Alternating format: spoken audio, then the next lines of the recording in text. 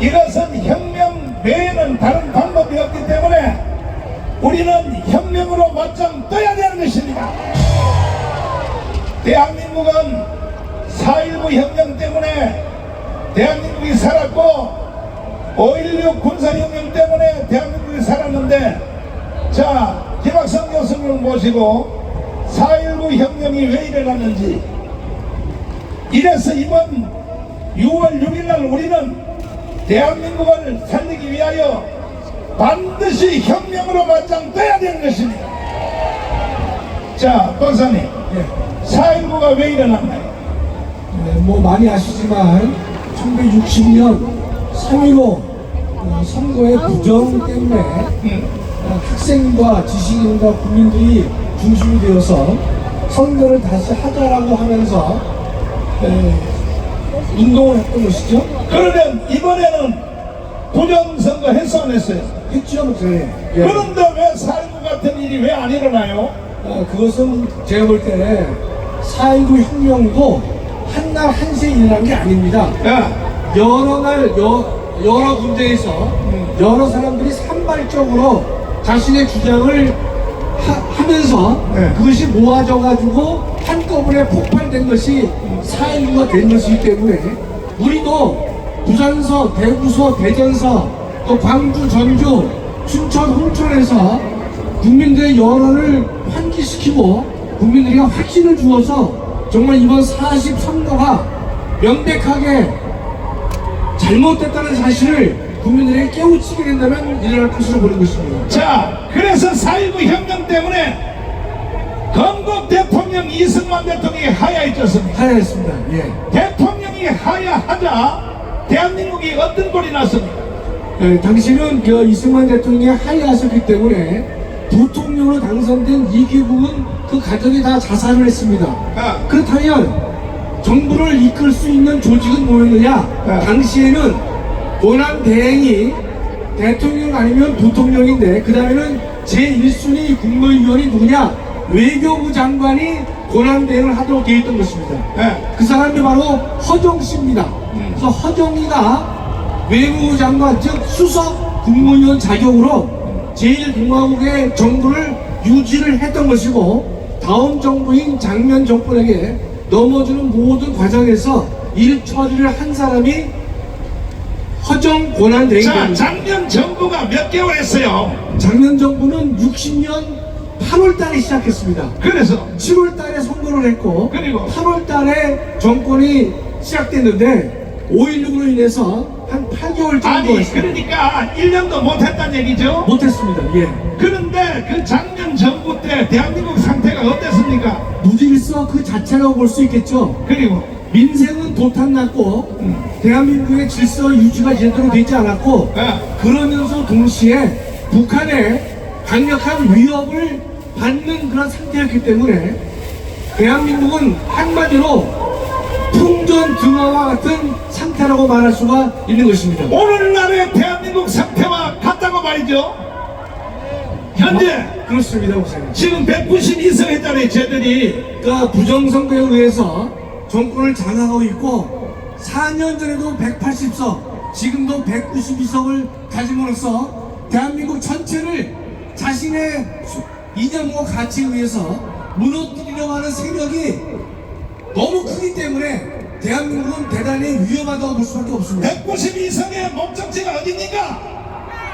남한을 북한 체제로 넘기는 것이 그들의 목적이라고 생각하는 것입니다. 확실해요? 네네. 연방제로 연방제로 가자는 것이죠. 가자는 거죠? 예.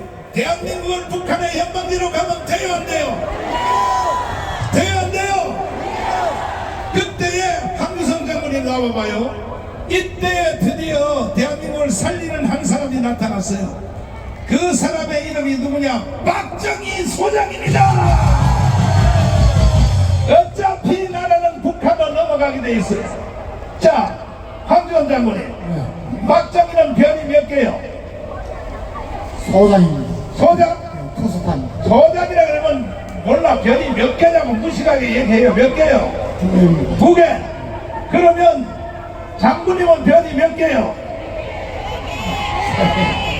예? 왜 조용하게 말해? 3개 얘기해요. 몇 개?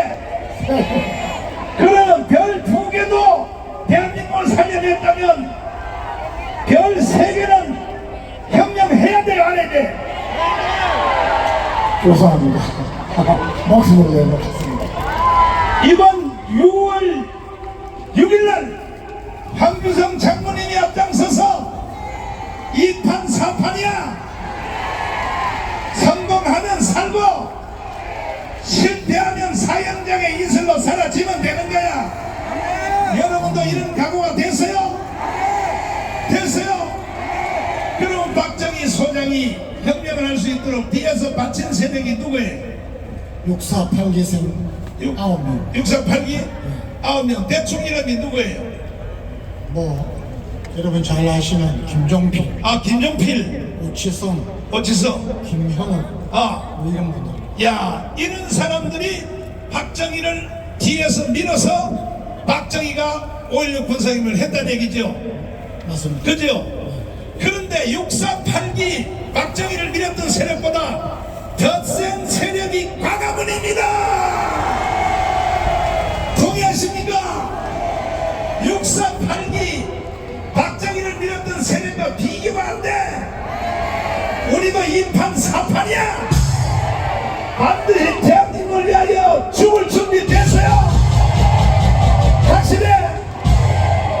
그래서 만약에 5.16 군사혁명이 없었다면 오늘날의 대한민국이 있어요, 없어요? 절대 없습니다. 절대 없어요. 자유 발언하세요. 자유 발언. 우리 광화문 애국 시민 여러분, 또 우리를 지지하는 수많은 국내외 성도 및 애국 시민 여러분, 오늘 우리는 이 나라를 완전히 현재로서는 안 되겠다. 이대로 가다가는 우리나라가 분명히 저 북한의 지배에 들어갈 수도 있겠다는 그런 절박감을 가지고 이 자리에 나왔습니다. 앞서 많은 분들이 이야기를 했습니다. 여러분, 아무리 작은 조직이라, 아무리 작은 교회라, 전체 성도들이, 전체 조직원들이 의식을 가지고 이야기를 하면은 그 의식을 풀어야 됩니까? 그대로 있어야 됩니다. 우리는 지난번 21대 총선에서 이건 분명히 이상하다, 부정선거의 가능성이 크다고 이구동성으로 국민들이 이야기를 했습니다. 그 이후에 지금까지 여러분 의구심이 풀린 게 있습니까? 없습니까? 없습니다. 이번에는 정말 여러가지 방법으로 정황적으로 뿐만 아니라 정거들이 이것은 의심하라, 반드시 조치를 해야겠다고 지금 이야기하고 있는 것입니다. 제가 어저께도 말씀드렸지만은 2016년 오스트리아는 아주 자그마한 부도자 투표의 한 가지 의심 때문에 헌법재판소가 선거 무효를 발표하고 당선자 무효를 발표하고 재선거를 실시를 했습니다.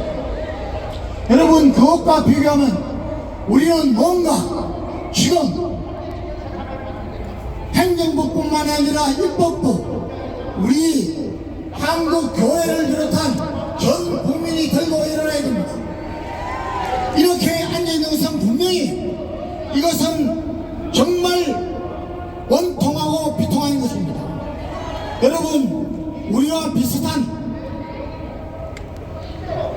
대만이 불과 지난 1월달에 선거를 하면서 사전투표를 없애고 여러분 개표를 하면서 완전히 하나하나 수개표를 진행해서 전 세계로부터 찬성을 받았습니다. 우리는 왜 그렇게 하지 못합니까? 여러분, 저를 포함해서 여러분들이 가장 우리 생애에서 가장 보람있고 하나님을 위해서, 나라를 위해서 가장 보람있는 가치 있는 일에 지금 앞장서고 있다는 것을 꼭 말씀드리고 싶습니다. 저와 여러분이 지금까지의 삶을 어떻게 살았던 거냐. 지금 우리가 하고 있는 이 일이 다음 주 6월 6일 기회로 여러분 5.16 혁명이 무력 혁명이었지만 그 혁명을 통해서 우리나라가 전 세계 역사상에 단 한 번 있는 가장 짧은 시간에 민주화와 경제 성장을 이뤄냈듯이 이번 우리가 6월 6일 무역혁명을 통해서 이 나라를 완전히 뒤집어야 됩니다. 여러분, 선거관리위원회를 완전히 바꿔야 됩니다. 법적으로 바꿔야 됩니다. 지금 선거관리위원회는 스스로 정하는 적이 없다고 지금 발표가 되었습니다. 세습, 신분 세습, 온갖 부정부패의 언상이 되고 있습니다. 국회 바꿔야 됩니다. 여러분, 정치권 바꿔야 됩니다. 이 일을 우리가 하겠다는 것입니다. 이번 저희 통일당이 국회에 진입하지 못한 것은 저는 정말 하나님의 깊은 뜻이 있다고 보는 것입니다. 여러분, 역전의 명세서는 하나님을 믿고 하나님이 원하시는 대로 저와 여러분이 기도하며 나가면 저와 여러분은 하나님 앞에서 나라 앞에서 내 자녀들과 후손 앞에서 가장 가볍고 보람찬 우리의 삶의 한순간을 가질 수 있습니다. 여러분, 분투해 주십시오. 여러분, 분발해 주십시오. 기도해 주십시오. 여러분, 다 같이 일어서야 합니다. 감사합니다. 자, 장모님, 결국은 마지막 한마디가 빠졌어. 박정희처럼 아까 박정희 하는 말 들어봤죠? 내가 사형장의 이슬로 사라질지도 모르니 장모님 6월 6일날 죽일 준비 돼 있어요? 저는 뭐 언제 죽어도 여한이 없습니다. 하나님이 하다가 애고운동 하다가 정광훈 목사님과 함께 하다가 죽으면 6월 6일까지 갈 것도 없습니다. 됐어 박수. 김학성 교수님 다시 나와봐. 왜냐면 한 놈 더 죽어야 될 놈이 또 하나 있어요.